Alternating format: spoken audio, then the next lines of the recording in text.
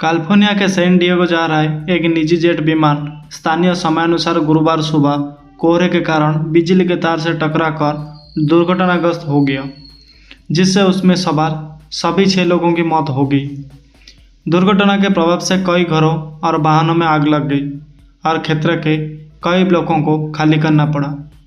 Pilot और कई उभरते संगीतकारों सहित यात्रियों की मौत हो गई, लेकिन जमीन पर कोई भी व्यक्ति नहीं मरा था या गंभीर रूप से घायल नहीं हुआ। संघीय विमानन प्रशासन ने पुष्टि की है कि विमानन सेस्ना 550 था, जो कि आमतौर पर 6 से 8 लोगों को ले जाता है।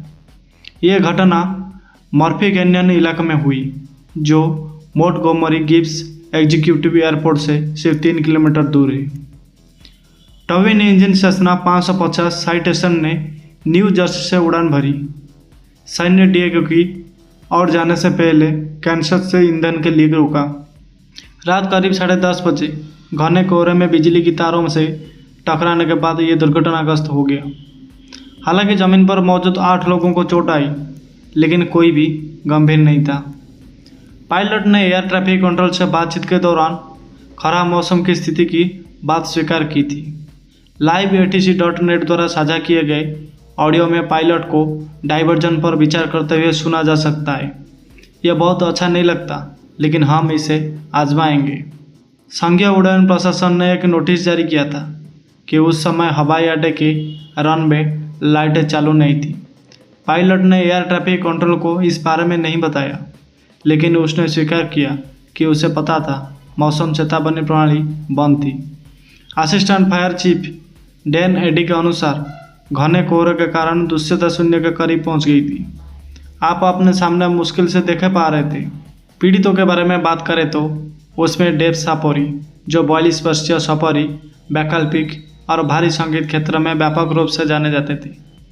साउंड टैलेंट ग्रुप के सह संस्थापक के रूप में उन्होंने पियर्स द बिल और पार्कवे ड्राइव जैसे भूमिगत कृतियों को मुख्यधारा में लाने से महत्वपूर्ण भूमिका निभाई। साथ ही वेनेसा कार्ल्टन जैसे पाप नामों को भी बुक किया। सापिरो को विमान के मालिक के रूप में सूचीबद्ध किया गया था और उनके पास पायलट का लाइसेंस था। हालांकि ये स्पष्ट नहीं है कि उस समय कौन उड़ रहा था। कैंडल कोटनर और एम्सा चुक, 24 वर्षीय कोटनर और 25 वर्षीय हुक हाल ही में साउंड टैलेंट ग्रुप में बुकिंग एसोसिएट के तौर पर शामिल हुए थे। दोनों को लाइव म्यूजिक का शौक था और दोनों ने छोटी उम्र से ही इस इंडस्ट्री में काम करने का सपना देखा था।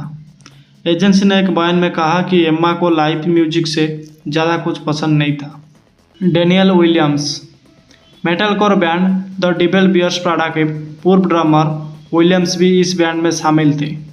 बैंड को उनके समय में बड़ी सफलता मिली, जिसमें कई बार टॉप 10 बिलबोर्ड में जगह मिली।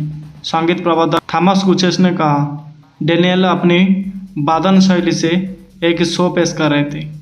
ये बैंड साउंड टैलेंट ग्रुप द्वारा प्रतिनिधित्व किए जाने वाले बैंड में से एक था।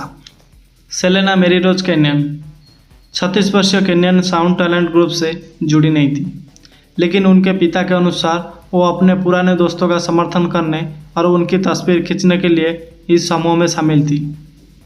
एपी को दिए गए एक बयान में उनके पिता ब्रायन चार्ल्स फेल्डमैन ने कहा, उसने देर से वापस उड़ान भरने का फैसला किया ताकि वो अगली सुबह अपनी बेटी को स्कूल ले जा सके।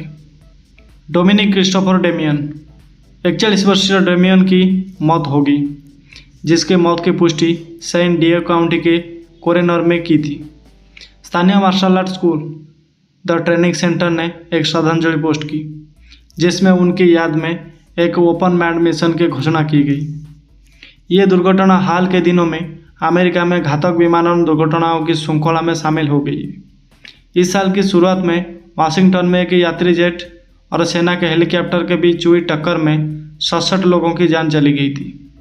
ये 2 दशकों से भी ज़्यादा समय से सबसे घातक दुर्घटना थी। अलास्का, फिलाडेल्फिया और हडसन नदी में कई छोटे विमान दुर्घटनाएं भी हुई है।